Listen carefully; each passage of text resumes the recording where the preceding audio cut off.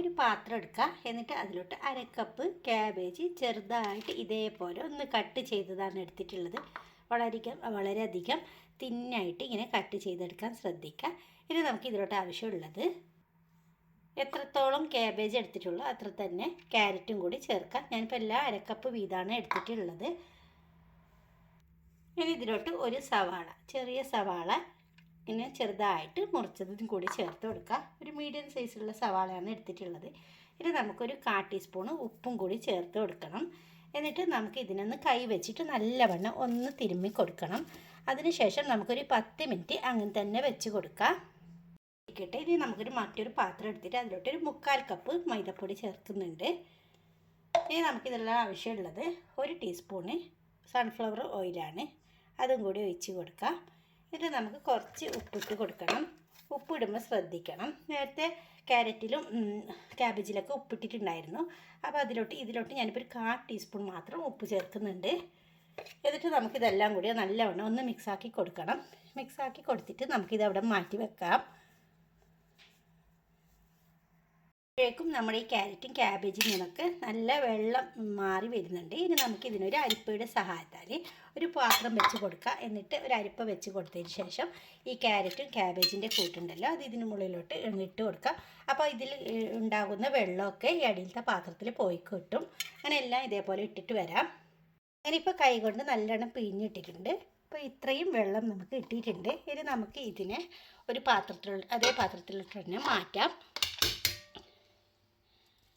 ഇതവിടെ ഇരിക്കട്ടെ. ഇനി നമുക്ക് ഈ വെള്ളം എടുത്തിട്ട് വേണം നേരത്തെ മിക്സാക്കി വെച്ചിട്ടുള്ള മൈദാക്കൂട്ടിലേക്ക് ഒന്ന് ഒഴിച്ച് കൊടുത്തിട്ട് നമുക്കൊരു ചപ്പാത്തിൻ്റെ ഡോ ആക്കി മാറ്റാനായിട്ട്.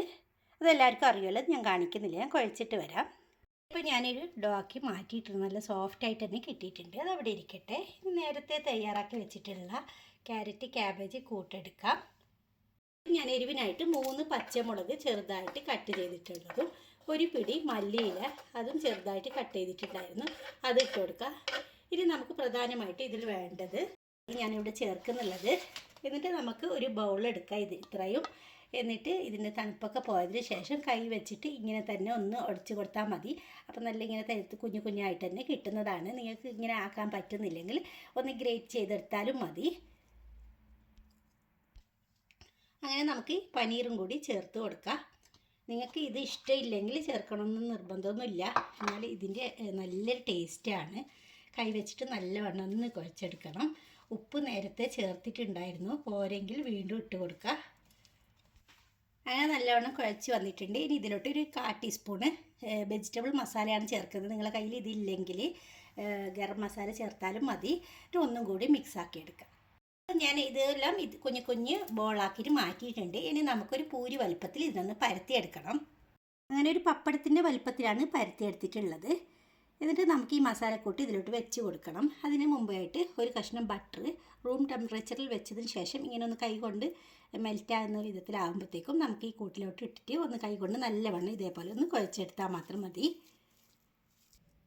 ഇനി നമുക്ക് നടുക്കായിട്ട് ഇങ്ങനെ ഒന്ന് സ്പൂൺ വെച്ചിട്ട് വെച്ച് കൊടുക്കാം. എന്നിട്ട് ഇതിനെല്ലാം ഇങ്ങനെ നടുക്കായിട്ട് നമുക്കൊരു കിഴി പിടിക്കുന്നില്ലേ, അതേപോലെ ഇഷ്ടമുള്ള ഷേപ്പിലാക്കാം. വി ഷേപ്പിൽ പോലെ ഇങ്ങനെ മൂൺ ഷേപ്പെല്ലാം ആക്കുന്നില്ല, അതേപോലെ ആക്കാം. ഇപ്പം ഞാനിങ്ങനെ കിഴി പിടിക്കും പോലെയാണ് ആക്കുന്നുള്ളത്. ഇതേപോലെ ചുറ്റിലും ഇങ്ങനെ ഒന്ന് നെറിയിട്ട് കൊടുത്താൽ മതി. ഇങ്ങനെ ആദ്യം ഉണ്ടാക്കാൻ ഒരു പ്രയാസം ഉണ്ടാകും, പിന്നെ ഉണ്ടാക്കിയിട്ടാകുമ്പോഴത്തേക്ക് നമുക്ക് നല്ല ഈസി ആയിട്ട് കിട്ടുന്നതായിരിക്കും. എന്നിട്ട് നമുക്കിതെല്ലാം കൂടി ഇങ്ങനെ ഒന്ന് പിടിച്ചതിന് ശേഷം ഒന്ന് പ്രസ് ചെയ്ത് കൊടുക്കുക. കൂടുതലുണ്ടെങ്കിൽ നമുക്ക് നുള്ളി മാറ്റാവുന്നതാണ്. ഇപ്പോൾ ഇത് കൂടുതലൊന്നും ഇല്ല, കറക്റ്റാണ്. ഇങ്ങനെ ആക്കിയതിന് ശേഷം നമുക്ക് ബാക്കിയുള്ളതും കൂടി ഇതേപോലെ ആക്കിയെടുക്കാം. എനിക്ക് ഇത്ര എണ്ണം കിട്ടിയിട്ടുണ്ട്. ഇനി നമുക്ക് ഇതിനെ ഒന്ന് സ്റ്റീം ചെയ്തെടുക്കണം. അതിനായിട്ട് ഞാനിപ്പോൾ ഒരു അപ്പച്ചമ്പിൽ കുറച്ച് വെള്ളം വെച്ചിട്ടുണ്ട്. അത് തിളക്കുമ്പോൾ ഇത് അതിലോട്ട് ഇറക്കി വെച്ച് കൊടുക്കണം. എന്നിട്ട് ഒരു 5 തൊട്ട് 6-7 മിനിറ്റ് വരെ വേവിച്ചെടുത്താൽ മാത്രം മതി. കാരണം ഇതിനകത്ത് വെജിറ്റബിൾ അല്ലേ, അപ്പോൾ അതിൽ കൂടുതൽ സമയമൊന്നും എടുക്കില്ല. ഈ മൈദാമാവ് ഒന്ന് വെന്ത് കിട്ടിയാൽ മാത്രം മതി. ഇനി സ്റ്റീമറിലോട്ട് മാറ്റാം.